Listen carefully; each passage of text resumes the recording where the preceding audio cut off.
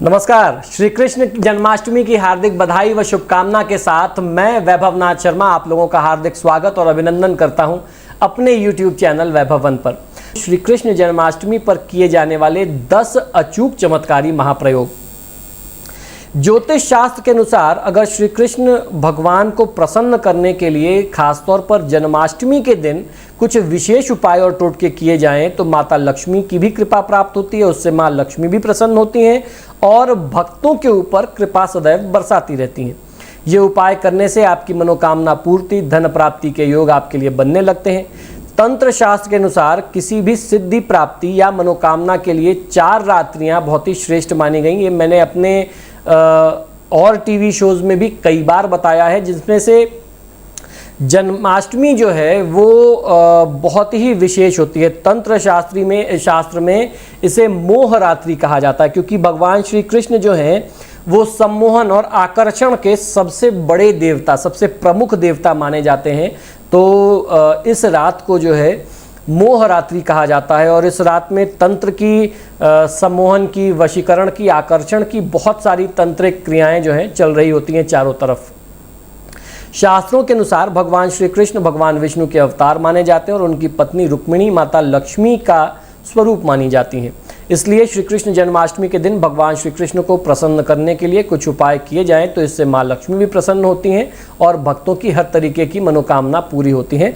तो आइए जानते हैं कि श्री कृष्ण जन्माष्टमी पर ऐसे कौन कौन से सरल और छोटे 10 उपाय आप कर सकते हैं। आप चाहें तो इनमें से कोई भी एक करें, 2 करें, 3 करें या पूरे के पूरे 10 करें, जैसी आपकी इच्छा हो। ये सारे वैदिक उपाय हैं और आप अगर इन उपायों को इस साल करते हैं तो समझ लीजिए अगली जन्माष्टमी तक, पूरे 1 साल तक खूब आनंद में रहेंगे, खूब कृपा आपको मिलती रहेगी और अगले साल फिर इन उपायों को कर लीजिए।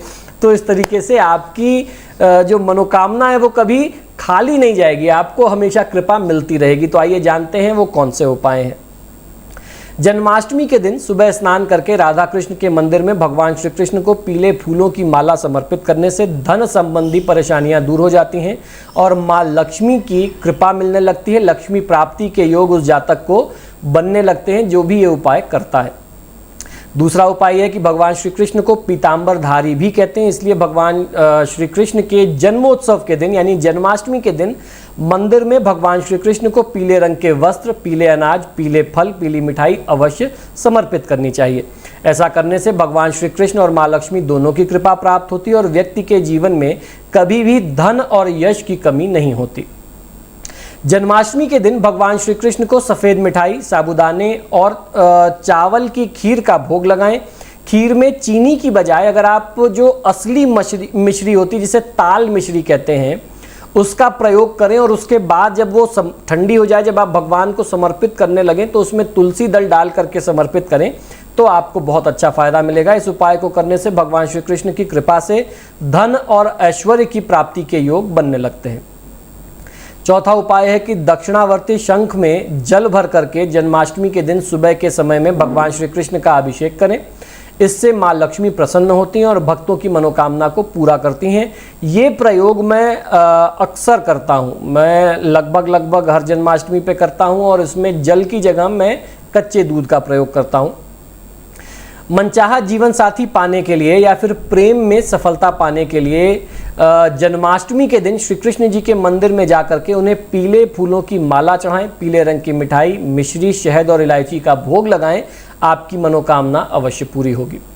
छठा उपाय यह है कि जन्माष्टमी की रात 12 बजे जो जन्म का समय है, जिस समय पर श्री कृष्ण का जन्म हुआ था, उस समय दूध में केसर मिलाकर के भगवान श्री कृष्ण का अभिषेक करना चाहिए। ऐसा करने से श्री कृष्ण जी की कृपा से आपके घर में सदैव सुख समृद्धि का वास रहता है और माँ लक्ष्मी ऐसा घर छोड़ करके फिर कभी नहीं जाती।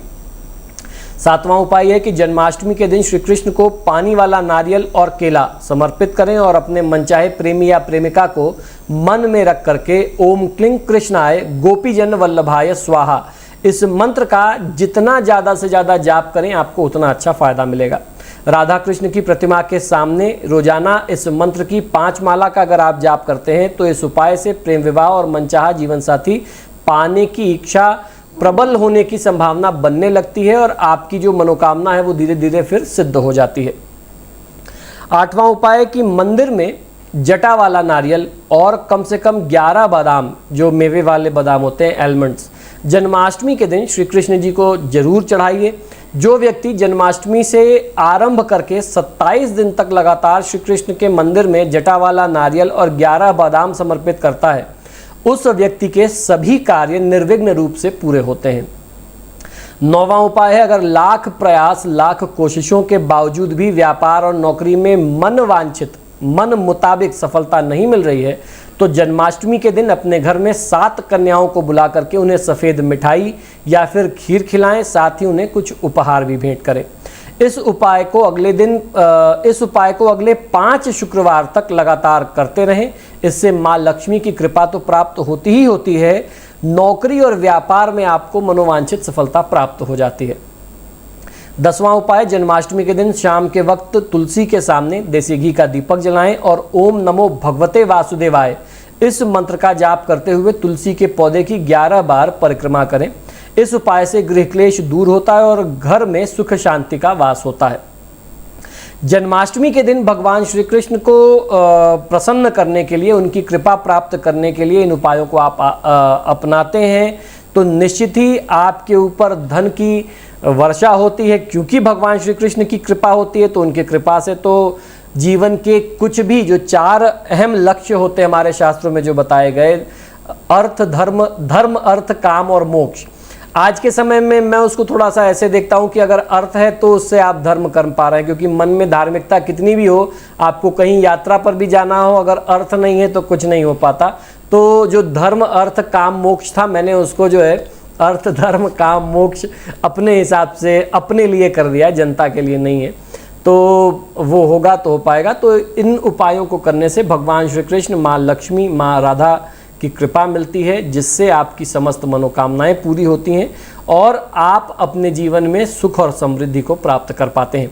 तो मित्रों, आशा करता हूं कि ये उपाय, ये जानकारियां आपको बहुत पसंद आई होंगी और आप समय रहते इन उपायों को करेंगे ज़रूर, ये पूरा विश्वास है मुझे। आप सभी से बार बार आग्रह है कि ये बहुत ही आवश्यक जानकारी है, आप लोगों के साथ बांटिए, शेयर करिए। ज़्यादा से ज़्यादा लोगों तक आपके माध्यम से जब ये पहुंचेगी, तो जब लोगों का भला होगा तो आपको भी उस पुण्य का कुछ ना कुछ अंश भगवान श्री कृष्ण की तरफ से अवश्य मिलेगा। आप सभी लोग जो अभी मेरे साथ नए जुड़े, जिन्होंने सब्सक्राइब नहीं किया, उनसे आग्रह है कि मेरे चैनल को सब्सक्राइब करें। इसी शुभकामना के साथ कि भगवान श्री कृष्ण का जन्मोत्सव, जन्माष्टमी का पर्व आप और आपके परिवार के लिए मंगलमय रहे, आपके ऊपर, आपके परिवार के सदस्यों के ऊपर खूब कृपा बरसे। मुझे आज्ञा दीजिए और देखते रहिए मेरा YouTube चैनल वैभवन। जय श्री कृष्ण।